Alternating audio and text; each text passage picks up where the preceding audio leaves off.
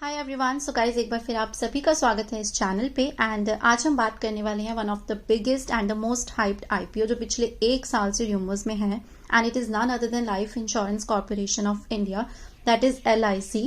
कल ये IPO open हुआ था and within 1 hour of opening 12% तक ये सब्सक्राइब हो गया था, which is really a good percentage इस साइज के आईपीओ के लिए। LIC की पॉलिसी के बारे में डेफिनेटली हम सब बचपन से ही सुनते आ रहे हैं अपने पेरेंट्स से, and almost every family knows about it. So इस वीडियो में भी हम यही बात करने वाले हैं कि क्या LIC के आईपीओ से हमें एक बम्पर लिस्टिंग की उम्मीद करनी चाहिए या नहीं, क्या एज एन इन्वेस्टर ये हमें अच्छे प्रीमियम पे लिस्ट होता हुआ दिखेगा या नहीं। सो इस क्वेश्चन का आंसर तो आपको डेफिनेटली वीडियो के एंड तक मिल ही जाएगा, but as I always say किसी भी कंपनी में इन्वेस्ट करने से पहले हमें उस कंपनी के बिजनेस को जरूर समझना चाहिए एंड कंपनी के फाइनेंशियल्स को स्टडी करना चाहिए, because investing with knowledge can generate a lucrative return from your investments. तो अब हम स्टार्ट करते हैं LIC के बिजनेस और फाइनेंशियल्स के बारे में।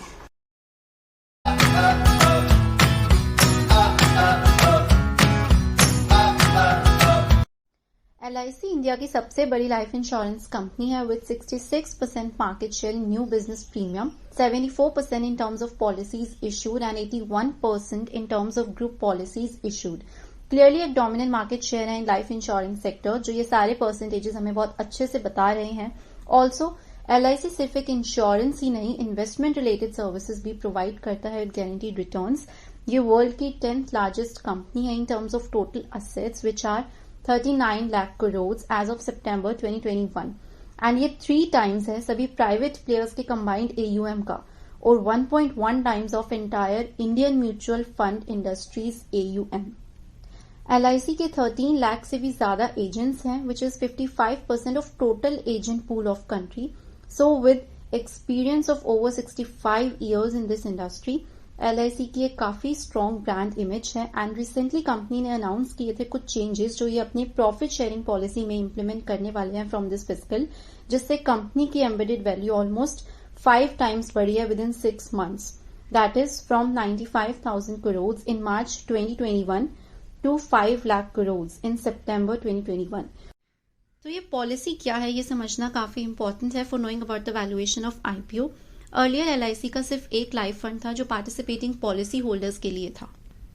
पार्टिसिपेटिंग पॉलिसी होल्डर्स मीन्स जिन होल्डर्स का कंपनी के प्रॉफिट में शेयर होता है, कंपनी उन्हें either in the form of dividend या बोनस अपने प्रॉफिट्स में से हिस्सा देती है, एंड नॉन पार्टिसिपेटिंग को ये बेनिफिट्स नहीं होते। तो अब कंपनी ने डिसाइड किया है कि अपने लाइफ फंड को बाइफिकेट करेंगे, जिसमें ये 1/3 नॉन पार्टिसिपेटिंग के लिए भी रखेंगे, and because of this only company की एम्बेडेड वैल्यू ऑलमोस्ट 5 टाइम्स बढ़ी है। Embedded value is the present value of all the future profits that will be generated in coming years. So because company को अब कम dividend या कम bonus देना होगा, तो वो अपने सरप्लस प्रॉफिट्स को या तो अपने पास रिटेन कर सकते हैं या री इन्वेस्ट कर सकते हैं अपने बिजनेस में, जिससे अल्टीमेटली कंपनी के प्रॉफिट्स इन फ्यूचर और ज्यादा बढ़ने वाले हैं। Earlier, they used to distribute entire profits to policyholders or government after keeping some of the reserves aside, but now with creation of this non-participating policyholders fund, they can actually retain some portion of profits with them and use those profits in their own business, which ultimately increase their embedded value multifold. And second is that participating fund में पहले 5% shareholders को मिलता था and remaining 95% policyholders को, but now it will 7.5%. And from 2025 onwards it will be 10% जो कि share holders को मिलेगा, and remaining will be for participating policy holders. So ultimately share holders को 10% पार्टिसिपेटिंग फंड से मिलेगा and 100% profit sharing in non participating policy fund. So clearly ये काफी positive news हो सकती है for the company, and it can lead to more profits in upcoming years as well because of increase in share holders share in surplus profits. Coming on to the financials, LIC का काफी strong asset base है, but profit growth is little bit slower from 2019 to 2021, which is of 6.4%, जो कि एक average growth है. And also one negative point is VNB margin, that is value of new business, जो 9.3% है LIC का in comparison to other private players, जिनका average VNB 25% तक आता है. VNB एक प्रॉफिट मेजर करने का तरीका है, दैट इज जो प्रॉफिट्स कंपनी जनरेट करेंगे अपने न्यू बिजनेस कॉन्ट्रैक्ट से, अपनी नई पॉलिसी से, उनकी वैल्यू आज की डेट में, सो LIC का VNB मार्जिन कम है in comparison to other private players, but embedded value काफ़ी अच्छी और काफ़ी स्ट्रॉन्ग है as compare to them. LIC की प्राइस टू एम्बेडेड वैल्यू काफ़ी अट्रैक्टिव है, it is 1.1।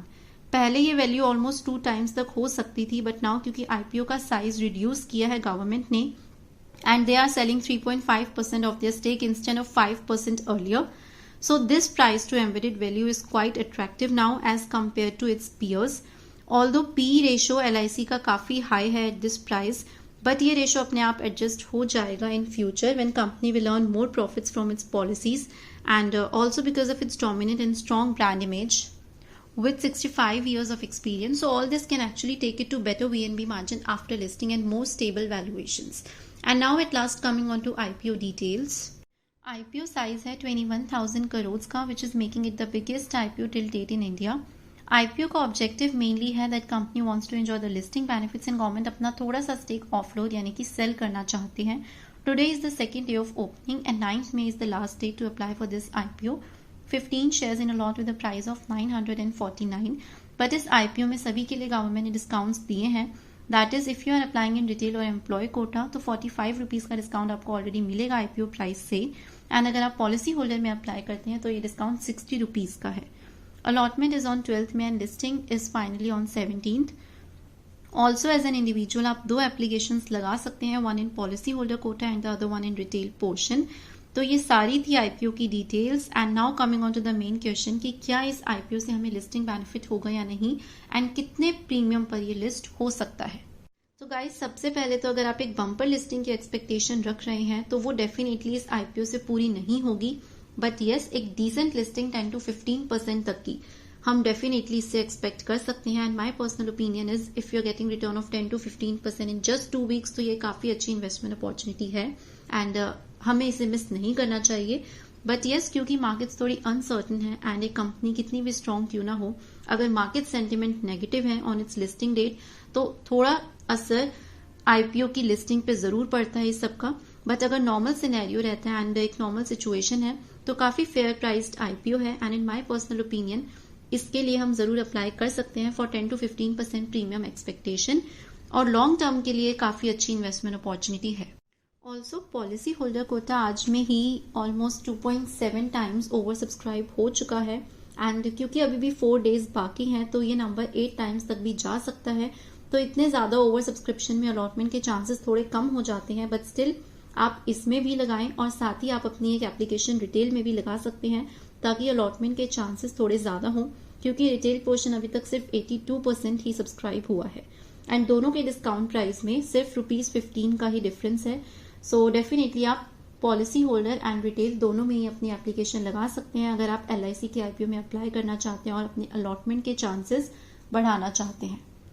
So guys this was all about the LIC IPO and अगर आपको ये वीडियो अच्छी लगी हो so please do share it with your friends, family and everyone who is interested in stock markets and don't forget to subscribe my channel for all such content. Till then, stay safe, stay happy and thank you so much for watching this video.